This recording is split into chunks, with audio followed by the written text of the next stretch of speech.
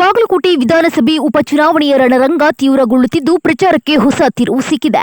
ಬೆಳಗಾವಿಯ ಪ್ರಭಾವಿ ನಾಯಕ ಸಚಿವ ಸತೀಶ್ ಜಾರಕಿಹೊಳಿ ಇದೀಗ ಕಣಕ್ಕಿಳಿದಿದ್ದಾರೆ.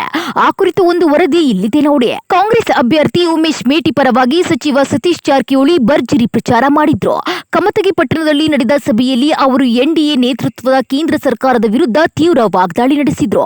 ಪ್ರತಿ ವರ್ಷ 10 ಲಕ್ಷ ಕೋಟಿ ಸಾಲ ಮಾಡ್ತಾರೆ, ಅದನ್ನ ಹೇಳ್ತಿಲ್ಲ, ಯಾವ ವಿಶ್ವ ಗುರುನೂ ಇಲ್ಲ ಎಂದು ನರೇಂದ್ರ ಮೋದಿ ವಿರುದ್ಧ ಗುಡುಗಿದ್ದಾರೆ. ಇನ್ನು ಕೃಷ್ಣ ಮೇಲ್ದಂಡೆ ಯೋಜನೆ ವಿಷಯದಲ್ಲೂ ಸರ್ಕಾರದ ಸಾಧನೆಗಳನ್ನ ಪ್ರಸ್ತಾಪಿಸಿದ ಅವರು ಮಾಜಿ ಡಿಸಿಎಂ ಗೋವಿಂದ ಕಾರಜೋಳ ವಿರುದ್ಧ ಟೀಕೆ ವ್ಯಕ್ತಪಡಿಸಿದ್ರು.